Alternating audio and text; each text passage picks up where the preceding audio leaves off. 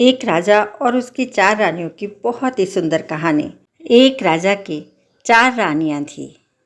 उसकी पहली रानी इतनी सुंदर थी कि वह उसे सिर्फ देखता रहता था।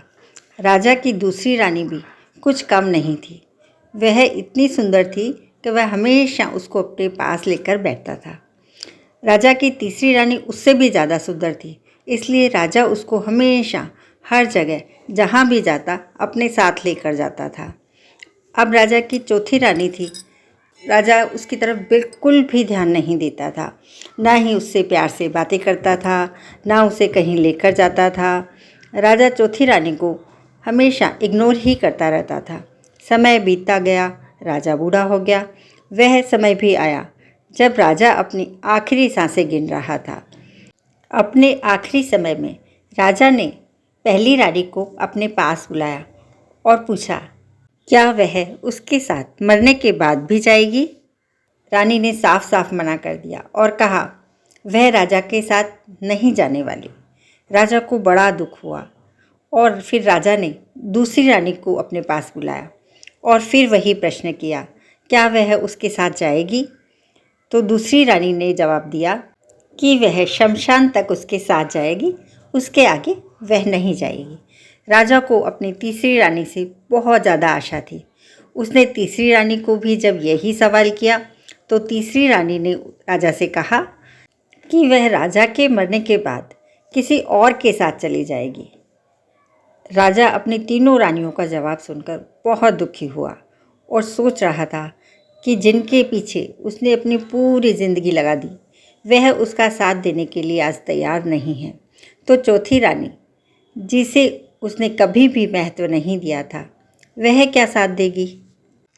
तो राजा ने चौथी रानी को नहीं बुलाया, लेकिन चौथी रानी खुद ही राजा के पास आई और राजा से बिना पूछे ही उसे कहने लगी कि वह हर जगह जाएगी जहाँ राजा जाएगा। स्वर्ग हो या नर्क हो, कोई भी प्राणी का जन्म हो, वह कभी राजा का साथ नहीं छोड़ेगी। अपनी चौथी रानी का जवाब सुनकर राजा बहुत खुश हुआ और उसकी आंखों से खुशी के आंसू बहने लगे और खुशी खुशी उसने अपने प्राण त्याग कर दिए। दोस्तों, क्या आप जानते हैं वह राजा कौन था और कौन थी वो 3 रानियां जिन्होंने राजा को आखिरी समय में ठुकरा दिया था? और कौन थी वह चौथी रानी जिसने इतना ठुकराए जाने पर भी राजा का साथ अंतिम समय तक दिया? यहाँ पर राजा और कोई नहीं, हम स्वयं वह राजा हैं। पहली रानी हमारा शरीर है जो मृत्यु होते ही हमारा साथ छोड़ देती है। दूसरी रानी हमारा परिवार, रिश्तेदार या समाज जो शमशान भूमि तक ही हमारा साथ देते हैं और वहाँ से हमारा साथ छोड़ देते हैं। तीसरी रानी जो मृत्यु के तुरंत बाद किसी और के साथ चली जाती है, वह है हमारा धन, हमारी दौलत, जिसको कमाने में हम पूरी ज़िंदगी गंवा देते हैं। बहुत सारे गाड़ी बंगले बनाते हैं, लेकिन वह हमारा साथ कभी नहीं देता है और वह हमारे बाद में किसी और का हो जाता है। तीसरी रानी जो किसी और के पास चली जाती है, वह हमारा धन दौलत है जो हम पूरी ज़िंदगी उसको कमाने में लगा देते हैं। अब सोचिए, चौथी रानी कौन होगी जो हमेशा हमारे साथ जाएगी, चाहे स्वर्ग हो, नर्क हो या हम कोई और जन्म दें, वह हमेशा हमारे साथ जाएगी, जिसको हमने कभी भी महत्व नहीं दिया और ना ही देते हैं।